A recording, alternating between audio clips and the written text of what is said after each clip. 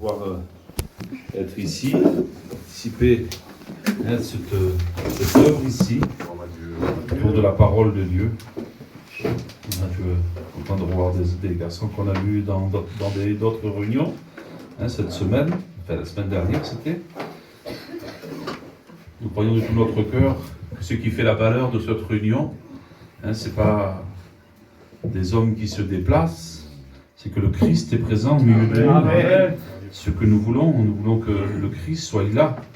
Comment ça vaut pas le coup de se déranger, si c'est pour écouter un garçon qui est venu dans notre département, ou ça vaut vraiment pas le coup, ça sert à rien. Vous savez, quand on est sur des terrains, on parle avec des gens, on s'apporte pas grand chose.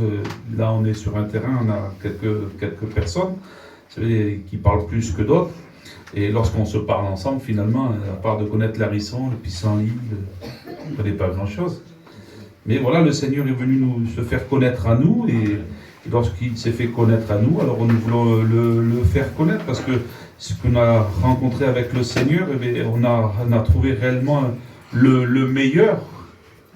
Et c'est le meilleur qu'on veut parler. Parler avec l'ancien qui est là, de l'œuvre de Dieu. Et l'œuvre de Dieu est merveilleuse lorsqu'on l'a rencontré. Si on ne l'a pas rencontré, on ne fait pas trop attention. Moi, je pourrais passer 1 million de fois ici. Jamais de ma vie, je rentrerai dans cet endroit. Je ne peux pas savoir qu'il y a des chrétiens qui se réunissent pour louer le Seigneur. Il y a des grandes églises, des églises... des monuments extraordinaires. On parle de grandes églises, et dire qu'elle est belle, elle est plus belle même que l'autre. Mais souvent, nous, la plus belle, c'est celle qu'on s'occupe, les serviteurs de Dieu. C'est l'œuvre que Dieu nous a confiée. Moi, j'ai aussi une petite église là dans le Gers. Le frère disait, c'est pas du tout chez nous. C'est des gens qu'on ne connaissait pas du tout. Des gens, des fameux, des renoms, des gens que tout le monde voulait éviter lorsqu'ils étaient sur un terrain et personne ne voulait les connaître. On a fait même des réunions où un fils du monde nous attendait dehors et il tirait dehors en attendant qu'on finisse la réunion. J'ai bien compris qu'on l'a fait durer la réunion. On n'est pas sorti comme ça. Mais gloire à Dieu, aujourd'hui, ils sont pratiquement tous chrétiens. Amen. Ils ont rencontré le Seigneur. Gloire à Dieu. Voilà, gloire au Seigneur. Nous, on ne peut rien apporter de bon. Ce qu'on apporte justement, c'est le meilleur. Savoir que le Christ, et qu'on se déplace, c'est le Christ. C'est lui qu'on veut connaître, c'est le Seigneur qu'on veut connaître. Mes frères et sœurs, je disais, on arrive dans des régions, malgré que c'est la France. Je ne sais pas si vous avez déjà vu ce film, où lorsqu'ils se déplacent en France, c'est jamais la France. Et c'est vrai que malgré que c'est la France, on a des coutumes, des façons de vivre qui n'est pas la même. Moi, j'arrive ici, je disais à lui, j'ai vu des gens sous la pluie sans parapluie. Et je dis, ça n'existe pas, moi, je ne savais pas qu'on pouvait marcher sans parapluie sous la pluie. Et ça, j'étais content. C'est vrai en plus. Ouais, c'est vrai. Moi, j'ai fait attention. J'ai vu des gens qui attendaient à l'abri des bus, à côté de l'abri des bus, sous la pluie. Je me dis, mais pourquoi ils ne rentrent pas dessous? Puisqu'ils étaient là. J'étais content.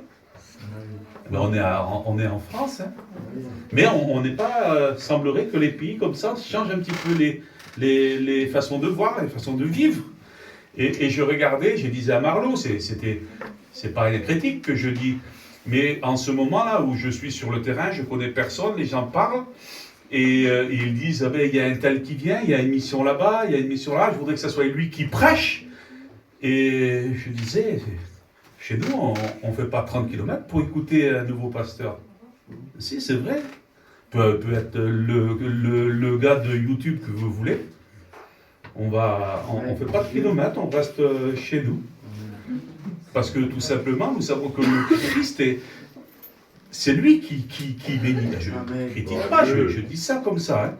Mais parce que justement, j'avais un message, c'est pas parce que j'ai venu ici, mais j'avais un message pour ce local, et gloire au Seigneur. Maintenant, si je me suis trompé, mais je ne crois pas, le Saint-Esprit ne trompe personne, vous savez, le Saint-Esprit, lui, ce qu'il fait, il fait des choses extraordinaires, il est capable à envoyer un homme. Tout à l'heure, il me parlait d'une expérience qu'il a fait, ou que nous, des fois, on tombe les bras, on dit c'est pas possible. Et si, y aurait-il quelque chose d'étonnant qui vient de la part de Dieu, dit la Bible. Nous, on est étonnés, mais de Dieu, on ne devrait pas être étonnés. Gloire à Dieu. Et ce message que je voudrais vous prêcher, c'est ce que Pierre va dire au Seigneur. Pierre, vous savez qui c'est? Pierre, c'est l'homme de Dieu, celui qui a suivi le Seigneur pendant 3 ans et demi. Vous avez déjà certainement écouté. Il connaît le ministère du Seigneur dès le début. Il a été choisi. C'est un homme de poigne, c'est un homme qui ne se laisse pas faire.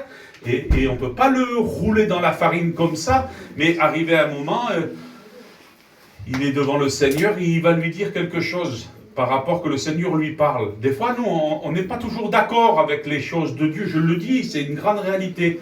Avec le Seigneur, on n'est pas toujours d'accord. Pourtant, le Seigneur, la Bible, ça devrait être oui et amen.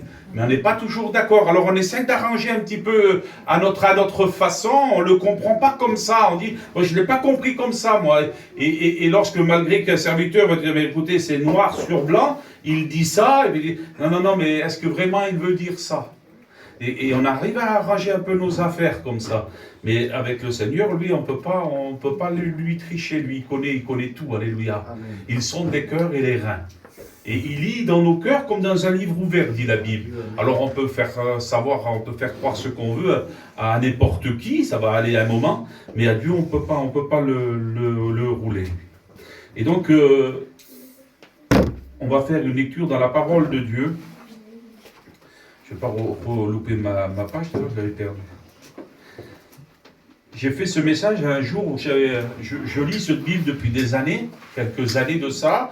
Je tombe sur ce verset-là, et puis je vieillis un peu, et je vois un peu moins que je voyais quand j'étais plus jeune. Alors j'ai pris une Bible avec des gros caractères. Et le mot que je voyais qu'autrefois, voilà, je ne faisais pas attention, dans mon autre Bible, elle est écrite différemment. Et j'ai regardé, c'est vraiment comme il est écrit dans l'autre Bible, en vérité. C'est le même mot, mais sauf que je l'ai mieux compris dans l'autre Bible. Mais c'est le même mot, hein. La Bible est la même. Regardez ce qu'il dit dans le livre de Luc, au chapitre 22, au verset 31. Le Seigneur va lui parler à Pierre, mais à ce moment-là, il l'appelle pas Pierre, il l'appelle par son vrai nom, parce que Pierre, avant de s'appeler Pierre, il s'appelait Simon. Et il va l'appeler Simon. Pourtant, ça fait maintenant 3 ans et demi qu'il est avec lui, qu'il l'appelle Pierre et qu'il y a changé son nom. Mais là, à ce moment-là, il va le rappeler, il va lui redire, et là, il va lui parler dans l'ancien homme qu'il était, si vous voulez, dans l'homme charnel qu'il est. Écoutez ce qu'il lui dit. Le Seigneur dit à Simon, Simon, Simon, Satan vous a réclamé pour vous cribler comme le froment. Mais j'ai prié pour toi, afin que ta foi ne défaille point. Et toi, quand tu seras revenu, dans cette Bible, elle est écrite, et donc je vous dis dans l'autre Bible, il est dit, mais toi, quand tu seras converti, oh c'est bizarre, il lui dit à Pierre, pas comme elle écrit à toi, converti? Et toi? Affermi. Affermi. Bon, le vrai mot, c'est converti. Revenu, ça veut dire pareil. Affermi tes frères. Il dit, et toi, quand tu seras converti, affermis tes frères. Seigneur lui dit, Pierre, c'est qu'il est vexé un peu. Il lui dit, je suis prêt à aller avec toi en prison et à la mort. Et Jésus dit, Pierre, je te le dis, le coq ne chantera pas aujourd'hui que tu n'aies nié 3 fois de me connaître. Amen. On prie le Seigneur, vous voulez bien? On va le frère devant, il prie le Seigneur, tu veux bien? Seigneur, merci pour cette soirée. Nous te demandons maintenant, Seigneur, de bénir ton serviteur. Amen. Que les Écritures, Seigneur, qui est écrites dans nos Bibles, Seigneur, deviennent dans sa bouche comme une flamme de feu, comme la vérité pure, Seigneur, a annoncé. Dirige ton serviteur maintenant dans les paroles qu'il doit dire, Seigneur. Au nom de Jésus. Amen. Amen. Gloire à Dieu. Il dit ça, Pierre, je suis prêt à aller avec toi en prison et à la mort. Et c'est cette question que j'aimerais te poser ce soir. Jusqu'à où es-tu prêt à aller avec le Seigneur? Être prêt, tout à l'heure Marlon en a parlé, on veut être prêt à rencontrer le Seigneur, mais avant de le rencontrer, avant de le voir tel qu'il est un jour. Es-tu prêt à aller plus loin avec le Christ? Parce qu'à ce moment-là, justement, avant qu'il dise ça, Pierre, il en est convaincu, j'en suis sûr quand il le dit. Mais il lui dit, Pierre, tu n'es pas prêt réellement à venir avec moi. Parce que tu n'es pas réellement converti à la bonne personne. Tu n'es pas converti parce que Pierre, lui, ce qu'il attendait, les serviteurs qui sont là pourraient vous en parler aussi, ce qu'il attendait, lui, c'était pas un Messie souffrant. Il attendait un Messie glorieux, un Messie qui venait le libérer d'Israël, de Rome, des Romains, de la main de la servitude. Il attendait un Messie glorieux, un roi qui venait pour pouvoir faire la guerre aux Romains. Et on le voit lorsque Pierre est avec le Seigneur et que le Seigneur va parler de sa mort, il va lui dire au Seigneur, il va vouloir l'encourager en disant, ça ne va pas t'arriver. Et Pierre va lui dire ça. Jésus va lui dire à Pierre, arrière de moi, Satan. Parce que Pierre, lui, il ne voulait pas du Messie agneau. Et j'aimerais te le dire ce soir, qu'il faut que tu sois converti au Messie agneau, à l'agneau de Dieu. Amen. Pour pouvoir aller plus loin avec le Seigneur, pour pouvoir faire des choses extraordinaires avec Dieu, alors il faut aimer l'agneau. Amen. Il y a des personnes qui se font des évangiles à leur façon. Ils veulent d'un Jésus à leur façon. On essaye de dessiner un petit peu le visage du Seigneur. Mais j'aimerais vous le dire, on ne peut pas faire du Seigneur que de ce que nous voulons. Le Christ, alléluia, l'agneau de Dieu, c'est lui qui veut régner sur toi. Amen. Amen. Amen. Et puis, c'est vrai qu'il est là, il va être devant le fait accompli. Il veut réellement d'un Messie qui vient le libérer de la main de l'esclavage, de la main de l'ennemi. Et lorsqu'on le voit, lorsqu'il est en train de prier, le Seigneur qui est en train de prier dans le jardin de Gethsémane, où que les grumeaux de sang vont couler de son front, vous avez écouté déjà parler ou l'avez lu, lorsque la corde va venir, le soldat qui était là, et qui va vouloir saisir le Seigneur, Pierre va prendre son épée, il va lui couper l'oreille. Vous avez bien compris que ce n'était pas l'oreille qu'il voulait couper. Il voulait lui trancher la tête. Mais Pierre n'était pas converti. Et c'est vrai qu'aujourd'hui, encore aujourd'hui, nous avons des personnes qui suivent un mouvement, qui suivent un pasteur, qui suivent une église, là, une assemblée. Il y a quelques années de ça, où une petite église immergée d'une grande église qu'il y avait pas très loin. Et des frères avaient sorti, ils avaient fait une œuvre un peu plus loin, et là, une femme avait dit ça. Ah, dit, je suis heureux que chez nous, dans son village, il y avait une église. Puis je suis rentré dedans, il y avait quelques personnes, puis je lui ai dit, elle est où l'église? Il dit, tu vois pas comme c'est beau. Des gens qui croient que l'église, c'est les murs. Ils croient que suivre le Seigneur, c'est d'écouter quelques cantiques, de faire quelques missions ou de se retrouver dans des sorties chrétiennes. Mais le Christ nous appelle à se convertir réellement, à se convertir à l'agneau de Dieu. Et c'est en se convertissant à l'agneau qu'on peut aimer son prochain. Dernièrement, j'étais au culte là, et puis un frère avait un message assez dur, et il prêchait justement, arrivé à un moment sur le pardon, sur des gens, il parlait à l'église, des gens qui ne se parlaient pas, qui ne s'aimaient pas, et qu'il fallait se pardonner. Comment est-il possible que des frères, des sœurs, des chrétiens, ne se parlent pas, qu'ils s'en veulent? C'est parce que simplement, il y en a un qui peut-être qui n'est pas converti à l'agneau. Et ce n'est pas parce qu'on le dit de la bouche que c'est une réalité.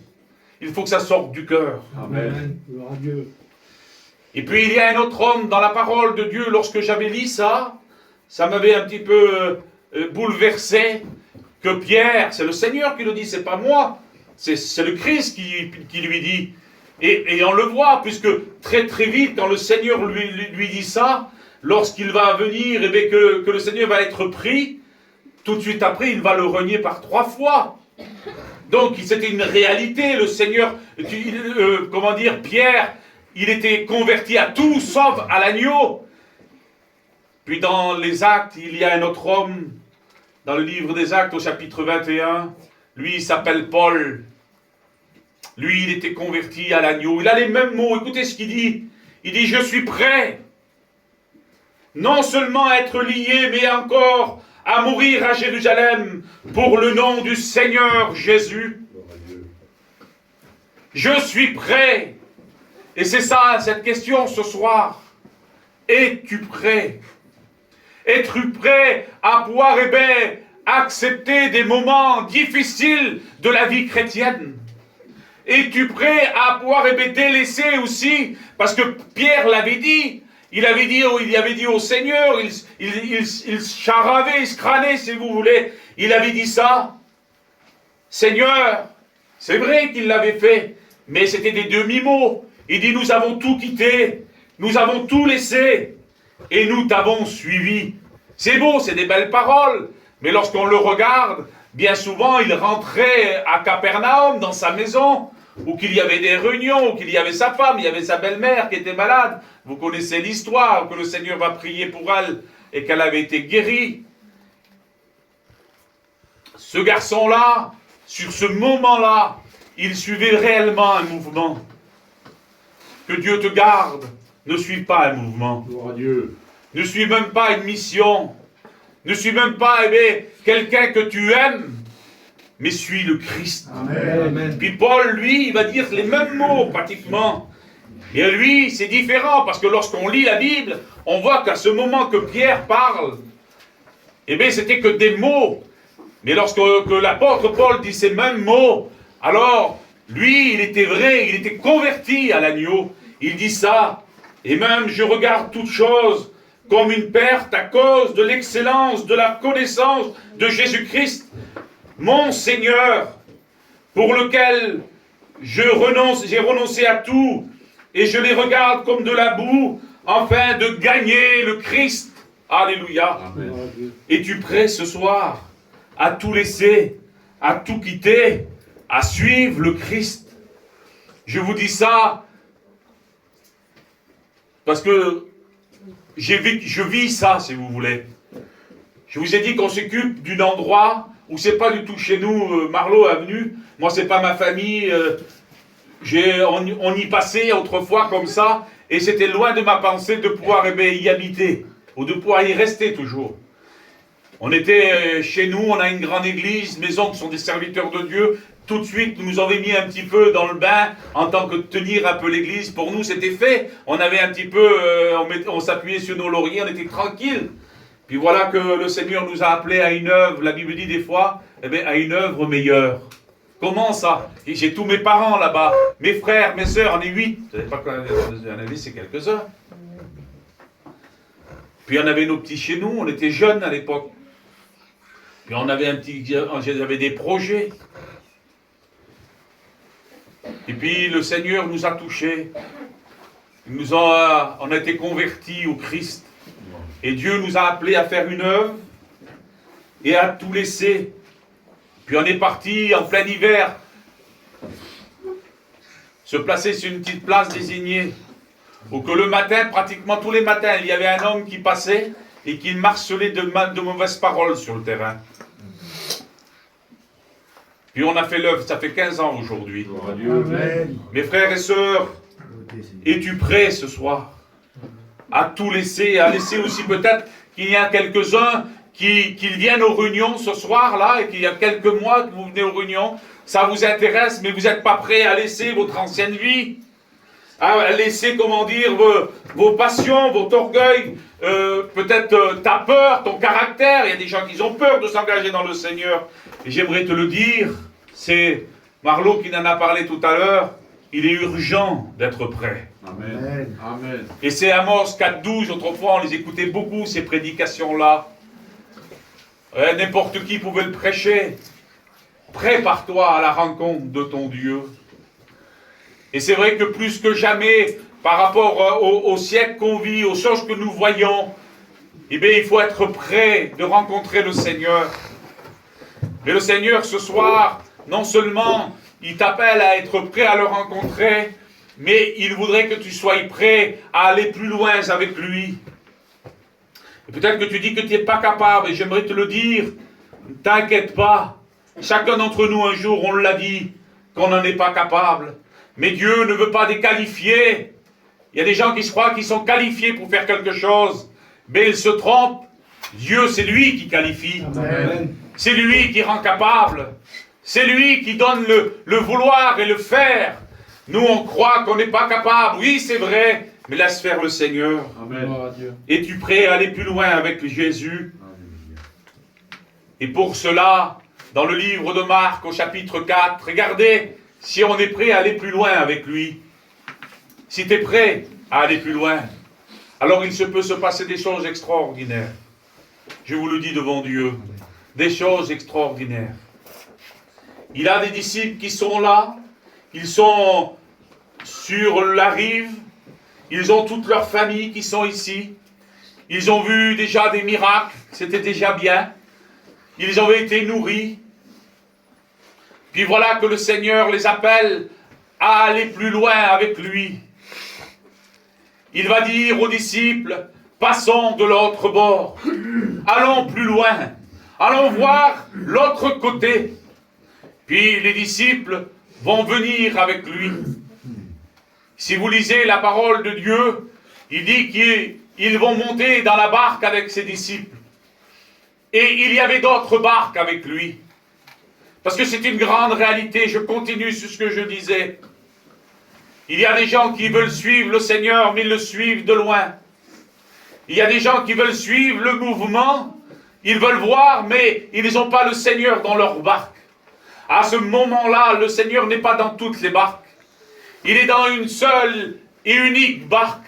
Et c'est dans cette barque-là où que les disciples, lorsque le vent va souffler, lorsque la pluie va tomber, c'est dans cette barque-là que les disciples vont pouvoir le réveiller, parce que le Seigneur était dans ce barque-là. Et si tu veux voir des miracles, si tu veux voir une vie changer, alors il faut que le Christ soit dans ta barque. Amen. Vous savez, des fois, lorsqu'il se passe un petit peu des catastrophes,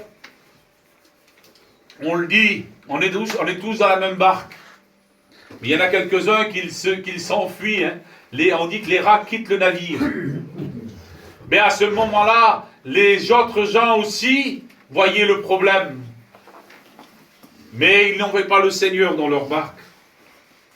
Et si tu veux voir, comme je te dis, des miracles, beaucoup de gens veulent avoir Jésus agir, mais ils ne veulent pas aller plus loin avec lui. Il y en a même qu'ils ont peur et qu'ils rétrogradent lorsque le Seigneur leur demande de faire quelque chose de plus, d'aller un petit peu plus loin. Alors ils rétrogradent, ils se reculent, ils prennent du recul. Ils ont peur de s'engager. Ils ont peur d'aller voir un petit peu plus loin, de laisser leur habitude. Mais le Seigneur, que Dieu soit béni, il t'appelle de lui faire confiance. Amen. Puis s'ils n'auraient pas monté dans la barque, s'ils n'auraient pas été plus loin avec lui, ils n'auraient pas vu le Seigneur se révéler comme le maître de la création. Si tu veux aller un peu plus loin avec lui, si tu veux lui faire confiance, alors le Seigneur va montrer toute sa puissance. Gloire à Dieu. Et si tu es prêt à aller avec lui de l'autre bord, il va se montrer qu'il est capable de te montrer le contrôle sur les plus féroces créations de ce monde, savoir la puissance du diable. On a commencé la réunion, vous n'avez pas écouté, le frère m'en a parlé. Il a dit, là-bas, à un endroit où qu'il connaissait, il a dit c'était l'endroit où que le diable vivait. Mais gloire à Dieu, leur a présenté le Christ. Et aujourd'hui, il y a des serviteurs, des chrétiens à cet endroit-là. Oui, si tu fais confiance au Seigneur et si tu vas de l'autre bord, si tu traverses justement, Alors, de l'autre côté, peut-être à ces endroits où que tu dis c'est pas possible, ou que tu dis, eh bien, eux n'y arriveront pas, il y a la drogue, il y a l'alcool, il y a peut-être des choses que personne ne pourrait changer. Si tu fais confiance au Seigneur, Amen. si tu veux aller de l'autre côté avec lui, alors il est capable de transformer totalement la personne que tu te dis que c'est pas possible. Il y a longtemps de ça, où qu'il y avait des personnes avec nous, ils se convertissaient, la femme, donc on devait la baptiser, et puis il avait un beau-frère qui était serviteur, un ancien, donc par respect on l'a appelé, il est venu, et donc il l'a baptisé. Mais avant de la baptiser, il avait pris le micro. Oh, c'était une femme fameuse apparemment. C'était une femme qui leur faisait beaucoup de tort, beaucoup de problèmes. Il avait fait des bagarres avec tout le monde. Et l'homme avait dit, j'ai le micro, l'homme avait dit, j'aurais jamais cru. Il dit qu'elle serait baptisée, elle avait un chignon, il avait pris le chignon, on a profité. Il n'avait jamais cru, j'aurais cru qu'il serait baptisé, cette femme-là. Pour lui, même qui était serviteur, il disait pas possible. Mais j'aimerais te le dire devant Dieu.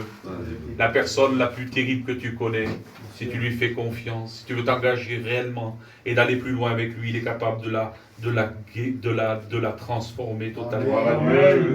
Ils n'auraient pas écouté bien ce que je vous dis. Si vous lisez le livre de Marc au chapitre 4, tout ce que je vous dis, c'est juste après avoir passé de l'autre côté.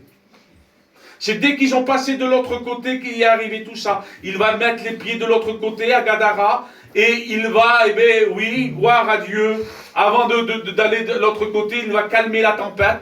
Et quand il va aller de l'autre côté, l'homme de Gadara, l'homme qui était dans les sépulcres, celui que personne ne pouvait le tenir lié, celui qui se meurtrissait, celui que tout le monde, il faisait peur à tout le monde, celui-là va être totalement libéré, il va glorifier le Seigneur.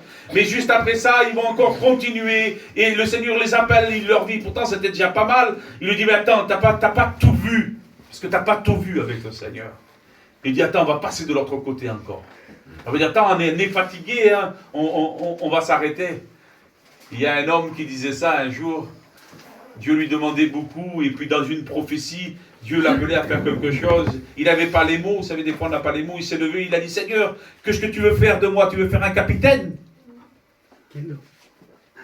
Mais oui, le Seigneur est capable de te faire des choses extraordinaires. Et lorsqu'il est passé encore de l'autre côté, un homme va l'interpeller, il va lui dire, voilà, j'ai ma fille qui est malade. Puis lui, il dit, bon, ben on va y aller. Parce que le Seigneur, lui, ce qu'il veut, c'est de bénir, c'est dans sa nature de bénir. Amen.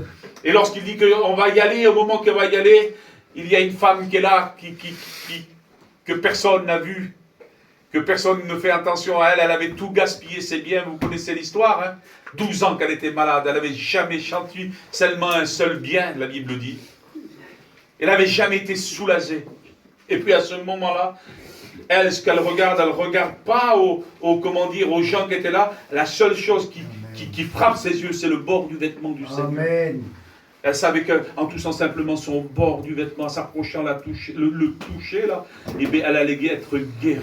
Amen. Puis à ce moment-là, ses disciples, là, qu'ils ont dit, oui, oui Seigneur, on va aller voir plus loin. Oui Seigneur, tant pis, je vais laisser ma maison. Tant pis, je vais laisser mes parents. Tant pis, et bien je vais peut-être laisser des choses derrière moi. Je vais attendre, je vais les mettre en stand-by. C'est comme ça qu'on dit, hein, on va attendre, mais je veux faire ton œuvre. Et à ce moment-là, ces disciples-là vont voir une guérison extraordinaire. Que même le Seigneur, lui, va demander, mais qui c'est qui m'a touché? Simplement, la foi d'une femme, sans que personne n'y impose les mains, sans que personne, de renom vienne prier pour eux. Parce qu'ils étaient prêts à aller plus loin avec le Seigneur. Amen. La personne a été totalement guérie. 12 ans de souffrance. 12 ans de manger ses sous. Puis à ce moment-là, la personne a été totalement guérie. Et lorsqu'ils ont été l'autre côté, l'autre bord, et qu'il a continué, alors ils ont vu que même la mort, celle qui fait peur tout le monde, la mort, le dernier ennemi du Seigneur, a été totalement soumis à lui. Cette jeune fille qui était morte, qui n'avait plus de souffle, tout le monde la pleurait. Seigneur va lui dire ces mots, jeune fille, lève-toi. Et la mort l'a lâchée. Gloire à Dieu. Elle est revenue à la vie. Gloire à Dieu. Jésus, mes frères et sœurs, dans notre barque. Alors on n'a pas besoin de canoë de sauvetage. Vous savez de quoi je parle ici? J'ai vu que pas mal connaît les bateaux. Ils m'ont amené là dernièrement sur un bateau. Et ils ont voulu vite me ramener à la terre ferme. Mais lorsque le garçon, pour me montrer un petit peu, pour m'encourager, il m'a montré qu'il avait des bouées de sauvetage devant la poutre là. Mais ça ne m'a pas encouragé du tout. Je suis un bon nageur, mais ça ne m'a pas encouragé non plus. Mais mes frères et sœurs, quand le Christ est dans notre barque, on n'a pas besoin de savoir nager ni d'avoir bouée de sauvetage. Jésus est avec nous.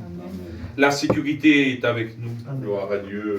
Et Jésus nous appelle, il t'appelle ce soir à échapper à ce naufrage que le monde entier est en train de pouvoir couler. Jésus t'appelle à pouvoir venir en sécurité. Amen. Es-tu prêt ce soir? À toi la gloire, mon On va prier le Seigneur. Amen. Alléluia. Alléluia. J'ai mes frères et sœurs, on a commencé ce message en parlant de Pierre. Il pensait être prêt à aller en prison, même à la mort. Quel homme! Mais ça ne sortait que de la bouche. Le cœur n'y était pas. Ne soyons pas des Simons, mes frères et sœurs. Soyons réellement un Paul. Que lorsque je dis quelque chose, que ce soit ma bouche, mais ce soit mon cœur. Seigneur, nous te bénissons.